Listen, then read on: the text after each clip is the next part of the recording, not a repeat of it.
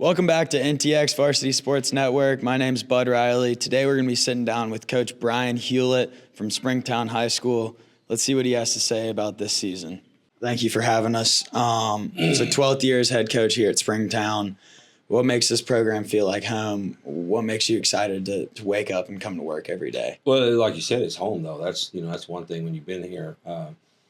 And my dad was a coach, and fortunately, I only moved once in my life and didn't have to move around. But for me, this is the longest I've ever lived anywhere, and so it is home to me. And so that, for me personally, that's why it's so exciting and everything. And so then, along with that, just the effort that you put into it and the time, and then along the way, and then so the people that you meet. And so now, as we were talking about before we started, my kids graduate from here, so those kids, and then all the parents that have you've met throughout the time, and then so but the guys that graduated 12, 13 years ago, and we got I can't even tell you right now, we got 3 or 4, maybe 5 coaches on staff that coached here or were here at some point when I was here, and so it just it makes it easy, makes it exciting, and fun to go to work. So, good year last year, finished 6-0 in the district, 10-2 overall. How many guys do we have returning?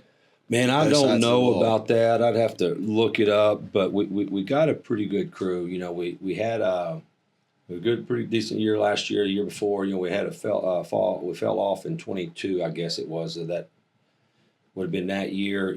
So.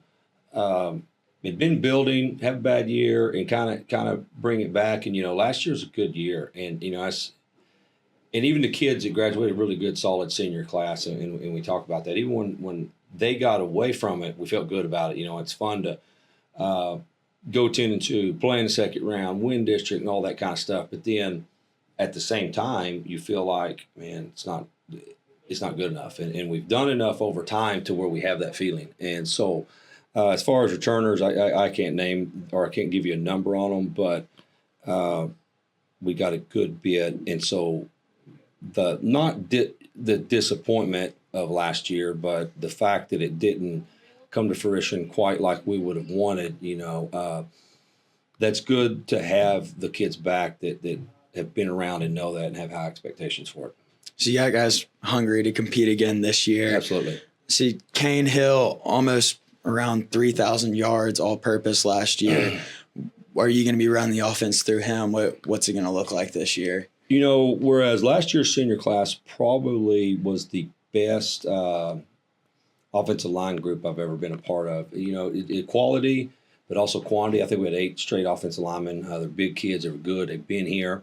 Well, then on the back end, particularly with Kane being new to us and also just being a sophomore, it took us a while on the back end to get going, and so, then we graduate, we only have 1 returning starter up front, but the back end, the skill kids, we got most of them back. And so it'll be an opposite thing this year. And so what you said about Kane is we'll lean, still got to manage and make sure you're doing things right, but we'll lean heavy on him, particularly early as we go through a tough non-district schedule, just because he has been there. And, man, for as great a year he had last year in which he had one, he'll tell you this, man. He still didn't know what was going on. Just being a sophomore and having a son that had done it, and so I've kind of been through it and lived with it. Seeing that side of it from at home, you understand how difficult it is, how stressful it is, and so you watch that, and so it's hard. And I knew it's hard, so it helps you manage it.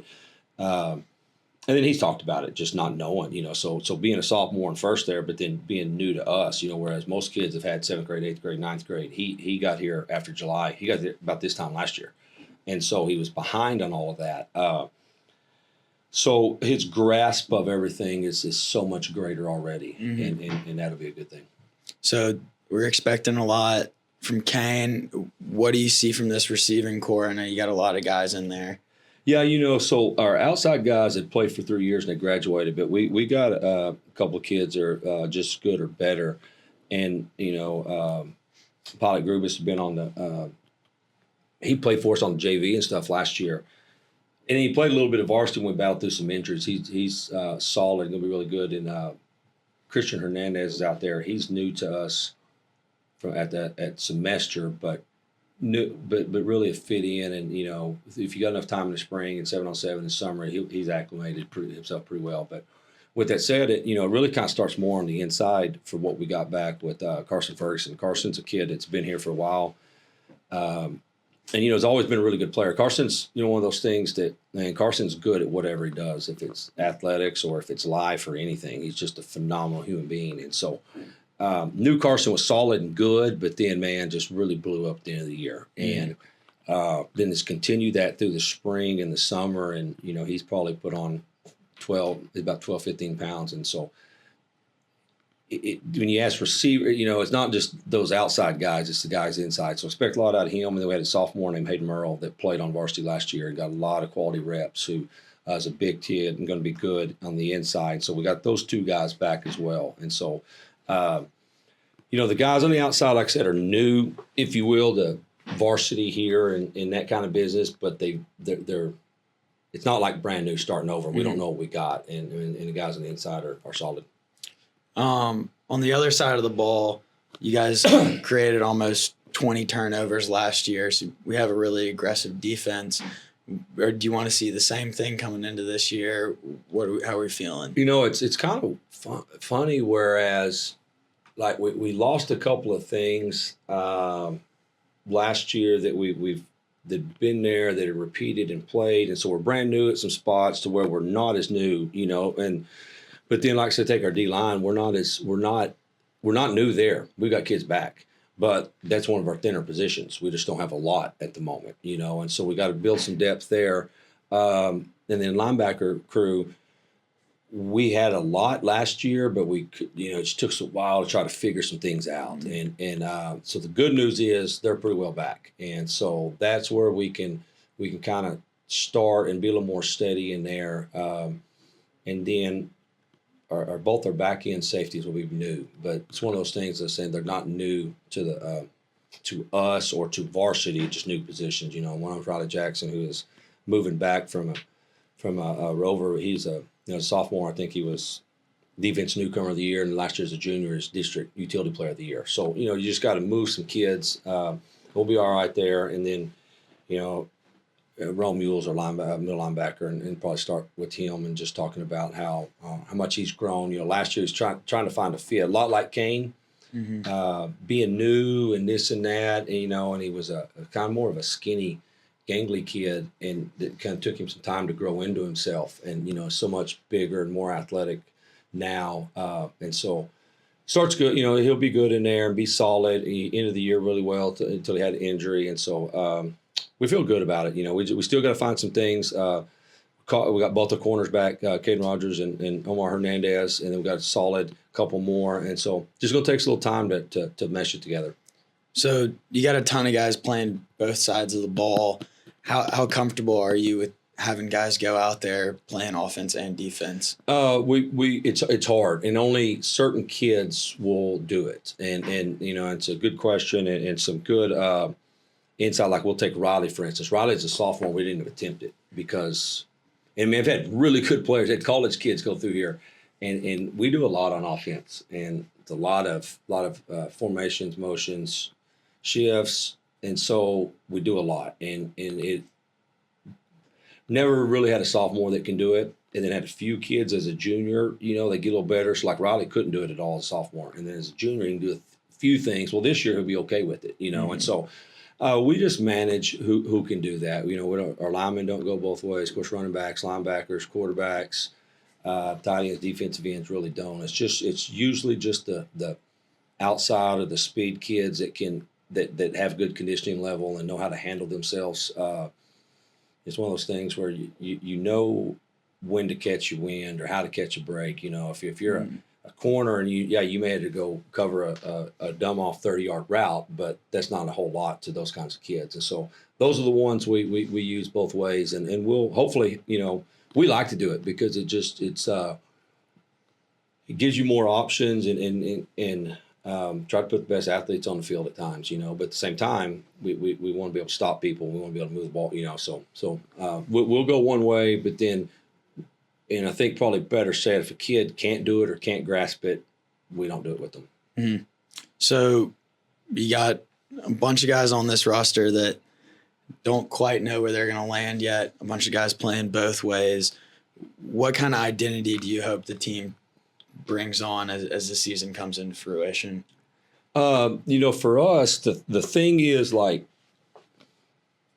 it usually. I mean, everybody's always going to start up front, and it always kind of has, and hopefully will, or end up back there.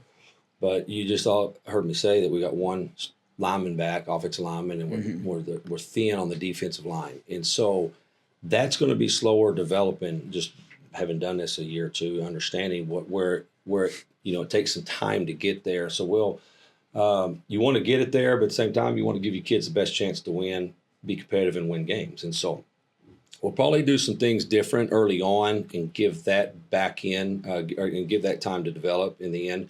But as far as identity, that's one of those things I did an interview yesterday. I told them a football team, and I've learned this over time, football team is just like your child. Every year, you love them all. They're just all different. They have all their different personality. They got different strengths, different weaknesses. Some are more difficult than others. Some are easier.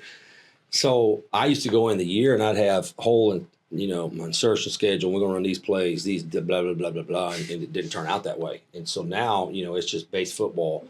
And then you find your niche. What are you good at? And sometimes you don't find that until week 7 or 8 kind of deal. And so in the end, what we'll be able to do is, or what we will do is we'll play hard and we'll play physical and we'll get after you, and that's one thing I don't have to worry about. I was telling that crew yesterday, and they're asking about having new safeties and a couple of new this and that. You don't know, till you put pads on, and you never know. But the one thing I do know is, of all the things, that they're not scared to go hit you. And so we'll be fine. If we can just get coach to find a check, find the right spot, be in the right coverage, all that kind of stuff, which we will, we'll be okay. So you've got a gritty team, it sounds like, that's ready to go after it, but there's only so much you can do from the sidelines and before the season starts. What kind of leadership are you seeing stand out? Yeah, and that's always a thing, and it, man, if you never, but it's no different in whatever y'all do, daily through or your parents did, or any business or any company. If you don't have good leadership, it's not good, and it's just one of those things that it's obviously harder with kids, and you're trying to get kids to understand that, kids to do it. But man, we got it. I guess I'm trying to say is, I don't know if I thought it would have been as good this year as I felt like it could have been or whatever. But to this moment, I feel really good about it, man. I do. We got kids that, and it's a lot of it, I think, is my relationship with a lot of them, or some of them, just from being here or knowing them. But the conversations I've had with them, and as we talk about it, and I can go to them with certain things to change or to do or to fix or look for, whatever.